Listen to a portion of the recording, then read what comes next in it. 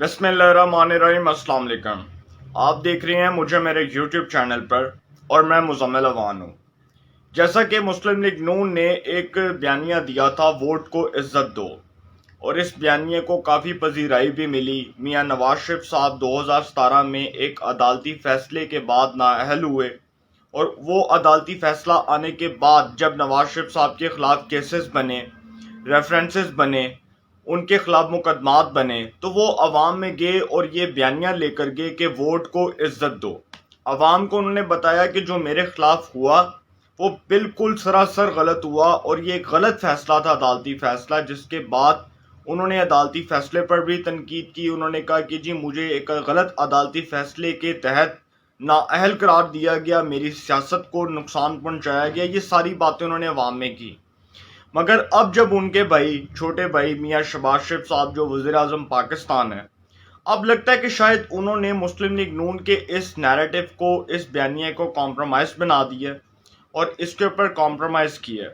एक ऐसा फैसला जिसके तहत बहुत ज़्यादा तनकीद हो रही है वज़ीर आज़म पाकिस्तान मियां शहबाज शरीफ साहब के ऊपर, और वो फैसला ये है कि जी उन्होंने, वफाकी हुकूमत ने एक नोटिफिकेशन जारी की है, और उस नोटिफिकेशन के मुताबिक सरकारी अफसरान के तकर्रुर और तबादलों के हवाले से ISI को बतौर वेटिंग एजेंसी नोटिफाई कर दिया गया।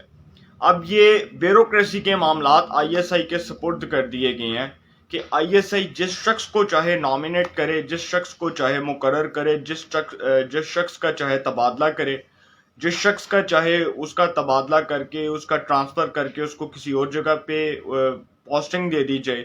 ये सारी चीज़ें जो हैं, अब इस हवाले से जो बात हो रही है, बड़ी इंपॉर्टेंट किस्म की जो सोशल मीडिया के ऊपर डिबेट हो रही है, और सोशल मीडिया के ऊपर इस बात की भी डिबेट हो रही है कि आज नून लीग का वो वोटर, आज नून लीग का वो सपोर्टर नवाज शरीफ साहब से, शहबाज शरीफ साहब से पूछ रहा है कि भाई किधर है आपका बयानिया?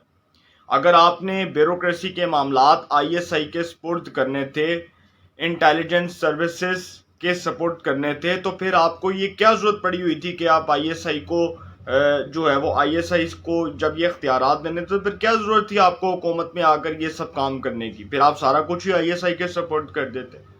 और ये जो सारा कुछ हुआ, देखें मुस्लिम लीग नून का जो भी बयानिया था, मुस्लिम लीग नून ने अपने बयानिया पर जैसे भी कॉम्प्रोमाइज़ किया, आज उनका वोटर भी उनसे ये सवाल पूछ रहा है, और उनके अपने इस बयानिए के ऊपर सवालिया निशान लग चुका है। आज उनका वोटर उनसे ये बात पूछता है कि भाई आपको क्या ज़रूरत पड़ी हुई थी ये सब कुछ करने की?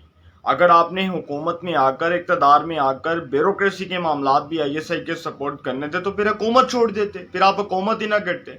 और वज़ीर आज़म साहब के इस जो है वो इक़दाम को शदीद तनकीद की ज़द में लाया गया। सोशल मीडिया के ऊपर इसके ऊपर तनकीद हुई, और बहुत ज़्यादा तनकीद देखने को मिली। इवन कि इनके अपने सपोर्टर्स ने, अपने वोटर्स ने इस बात के ऊपर तनकीद की कि सरकारी अफसरान के तकर्रुर और तबादलों के हवाले से ISI को बतौर वेटिंग जो है वो मुकर्रर कर दिया गया, उसको नोटिफाई कर दिया गया, और इस हवाले से वेटिंग एजेंसी उसको नोटिफाई करने के बाद अब ये जो ब्यूरोक्रेसी के मामलात हैं ये ISI के सपोर्ट कर दिए गए हैं।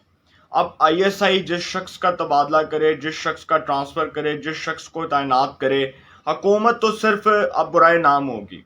हुकूमत क्या करेगी? हुकूमत ने अगर किसी सरकारी इदारे में जितने भी लोग होंगे उनके इंटरव्यूज़ होंगे, इंटरव्यूज़ होने के बाद हुकूमत क्या करेगी? उनके नाम को फाइनलाइज करेगी। उनके नाम फाइनलाइज करने के बाद एक रिपोर्ट बनाकर ISI को भेज देगी। ISI देखेगी ये लोग जो हैं वो शोहरत के हवाले से, किरदार के हवाले से कितने अच्छे लोग हैं। ISI उसकी जांच पड़ताल करेगी। ISI सारे मामलात को देखकर, डॉक्यूमेंट्स वगैरह देखकर, सारी चीज़ें देखकर मेरिट की बुनियाद पर फैसला करती है। कैसे करती है इसके ऊपर कुछ नहीं कहा जा सकता, क्योंकि इस फैसले के ऊपर बहुत तनकीद हो रही है कि अब ब्यूरोक्रेसी पाकिस्तान के अंदर खुलकर काम नहीं कर सकती। अगर यही हालात रहे, जो शहबाज शरीफ साहब ने डंडी मारी है अपने वोट को इज्जत दो के बयानिए के ऊपर, और जो उन्होंने अपने वोटर्स के साथ किया, जो उन्होंने अपने सपोर्टर्स के साथ किया, वोटर्स के साथ किया, अब उनको कौम को बताना चाहिए। जब वो कौम से खिताब करें, वो कौम को ये बताएं कि उन्होंने ये फैसला किस दबाव में आकर किया। ये फैसला उन्होंने किसी को जो है वो किसी की जुबानबंदी के लिए किया, ये भी मैं आपको आगे जाकर आपको बताऊंगा। لیکن شہباز شریف صاحب کے حوالے سے ایک بات جی بڑی امپارٹنٹ ہے جو مریم اورنگزیب صاحبہ ان کو خطاب دیتی ہیں کہ عمران خان صاحب کے جو متبادل ہیں نا وہ شہباز شریف صاحب ہیں. بالکل ان کی قربتیں اسٹیبلشمنٹ کے ساتھ اپنی جگہ پر قائم ہیں اور وہ اسٹیبلشمنٹ کے موسٹ فیوریٹ کینڈیڈیٹ تصور کیے جاتے ہیں میاں شہباز شریف صاحب. اس میں کوئی شک نہیں ہے. جب مسلم لیگ نون ووٹ کو عزت دو کا بیانیہ لے کر عوام میں گئی تو تب بھی شہباز شریف صاحب مفاہمتی پالیسی کے حامی تھے اور انہوں نے کہا نواز شریف صاحب کو کہ بھائی ابھی بھی ٹائم ہے, ہم مفاہمت کی بات کرتے ہیں. نواز شریف صاحب جی اپنے اس بیانیے پر سٹینڈ کیے ہوئے تھے کہ میں تو ووٹ کو عزت دو کے بیانیے پر پیچھے نہیں ہٹنے والا, میں نے تو اسی بیانیے کے اوپر کام کرنا, جو مرضی ہو جائے, آندھی آ جائے, طوفان آ جائے, زلزلہ آ جائے, میں نے اسی بیانیے کے اوپر کھڑے رہنا ہے, میں نے اس بیانیے سے پیچھے نہیں ہٹنا. نواز شریف صاحب اس بیانیے کے اوپر کھڑے رہے. انہوں نے 2018 کا جو انتخاب تھا, 2018 کے جو انتخابات تھے وہ ووٹ کو عزت دو کے بیانیے پر لڑے نا. وہی انہوں نے فیصلہ کیا کہ ہم جو 2018 کے انتخابات ہیں وہ اسی نیریٹو کے اوپر لڑیں گے. تو اب یہ جو نون لیگ نے یہ فیصلہ کیا, ایک تو پہلی بات انہوں نے اپنے ووٹرز کو بہت مایوس کیا, اپنے سپورٹرز کو بہت مایوس کیا. ہر وہ شخص جو نون لیگ کو ووٹ دیتا تھا, ہر وہ شخص جو نون لیگ کے فیصلوں کی قدر کرتا تھا, نون لیگ کے فیصلوں کو احترام کی نگاہ سے دیکھتا تھا, اب وہ سمجھتا ہے کہ نون لیگ نے شاید یہ فیصلہ کسی دباؤ میں آ کر کیا ہے, اس کے اوپر حکومت کا موقف تو رکھوں گا. لیکن شہباز شریف صاحب جو ہیں انہوں نے کہا کہ جی یہ فیصلہ جو ہم نے کیا یہ ملک کے وسیع تر مفاد میں کیا. ان کی طرف سے, وہ حکومت کے لوگوں کی طرف سے یہ بات آ رہی ہے اور شہباز شریف صاحب کا یہ جو فیصلہ ہے اس کے اوپر تنقید بھی بہت ہو رہی ہے, کیونکہ ان کے ملٹری اسٹیبلشمنٹ کے ساتھ تعلقات کا مطلب ہرگز یہ نہیں ہے کہ آپ سیاسی معاملات میں, آپ پولیٹیکل معاملات میں آپ آئی ایس آئی کو انوالو کریں, آپ پاکستان کی ملٹری اسٹیبلشمنٹ کو انوالو کریں. جب یہ سیاستدان, یہ سارے سیاستدان, جب یہ سیاستدان اقتدار سے اترتے ہیں تو تب یہ فوج کے اوپر الزام لگاتے ہیں. تو پھر بھائی آپ فوج کو سیاست میں لاتے کیوں ہیں؟ اور پھر D G I S P R کا وہ بیان جس کے مطابق وہ یہ کہتے ہیں کہ فوج کا سیاست سے کوئی تعلق نہیں ہے, تو جب وہ اپنا جو ہے وہ اس بیان سے اظہار لا تعلقی کا اعلان کرتے ہوئے یہ بات کر رہے ہیں, تو پھر آپ فوج کو کیوں سیاست میں گھسیٹ رہے ہیں؟ جب پاکستان میں ملٹری اسٹیبلشمنٹ کہہ چکی ہے کہ ہم نے سیاست نہیں کرنی, ہم نے سیاست میں نہیں آنا, تو پھر سیاست میں فوج کو کیوں گھسیٹتے ہیں؟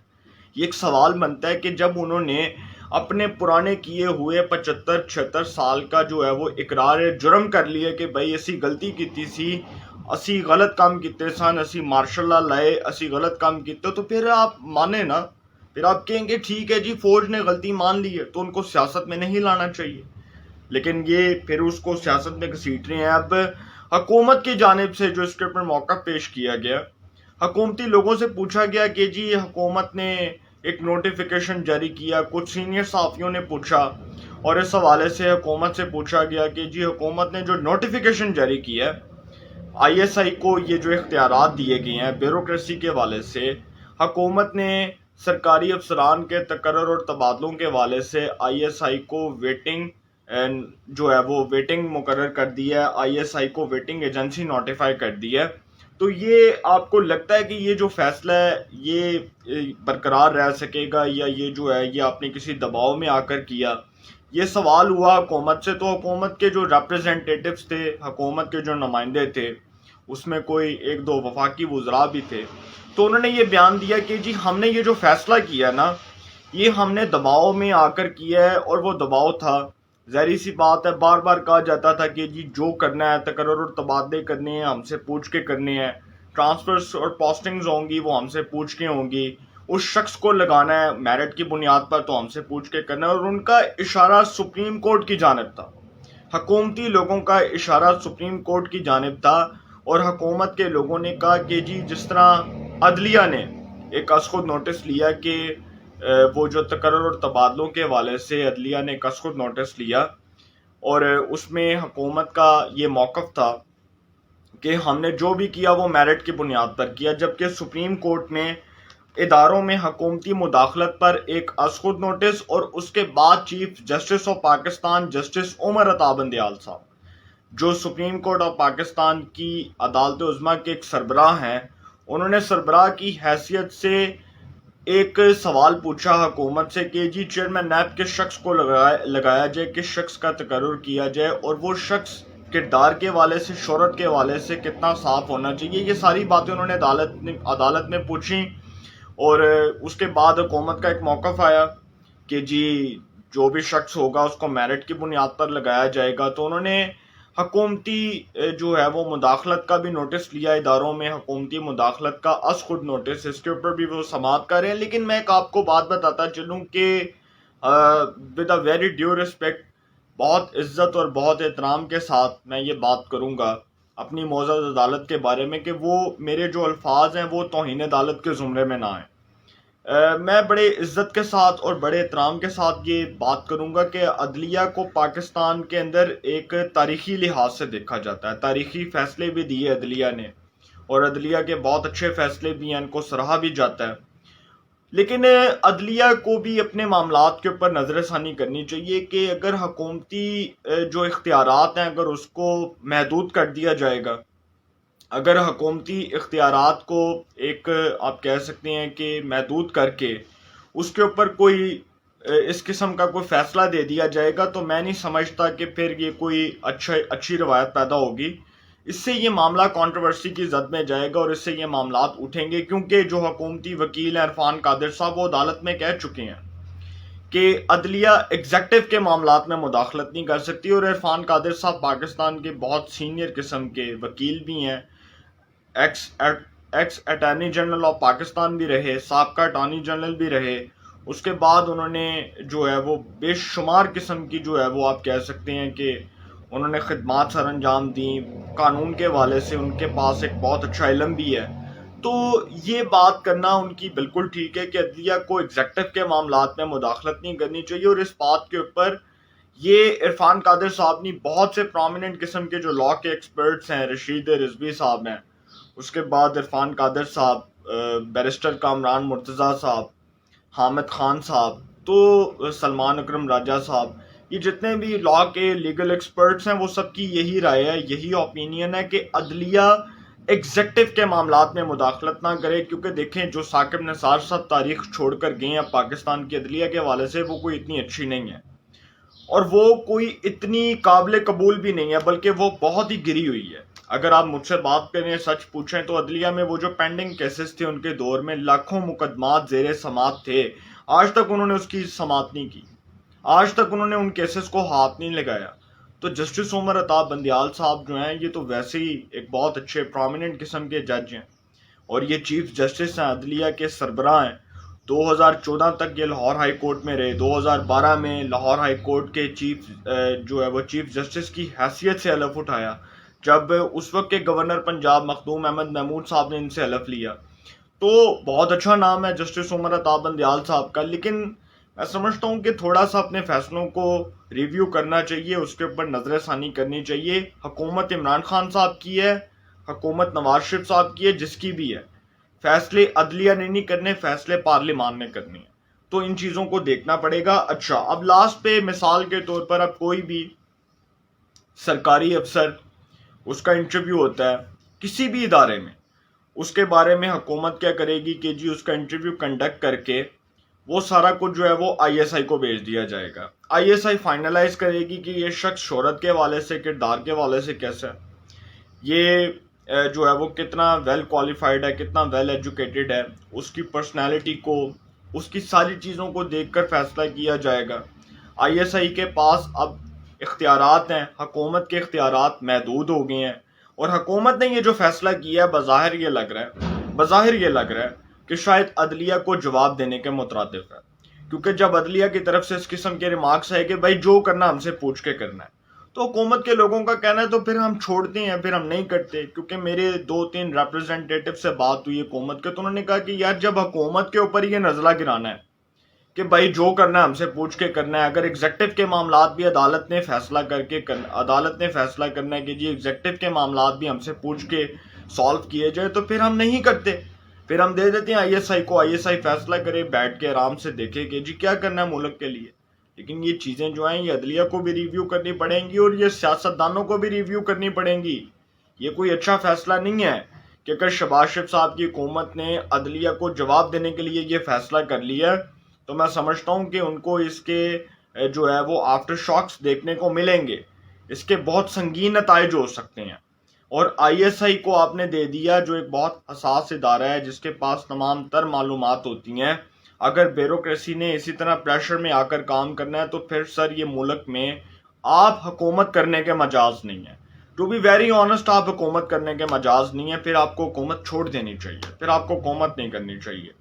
تو اس حوالے سے کیا ہوتا ہے دیکھتے ہیں. نوٹیفیکیشن تو پاس ہو گیا, ISI کو جی بطور ویٹنگ ایجنسی نوٹیفائی بھی کر دیا گیا. یہ فیصلہ شدید تنقید کی زد میں وزیر اعظم صاحب نے جو کیا, عدلیہ کے حوالے سے جو باتیں سامنے آ رہی ہیں, دیکھتے ہیں مستقبل میں اس کے کیا اثرات نکلتے ہیں. انشاءاللہ اس حوالے سے جو بھی اپڈیٹس ہوں گی آپ کو انفارمیشن ملے گی. انشاءاللہ پھر ملاقات ہوگی. اپنا بہت خیال رکھیے گا. اللہ نگہبان.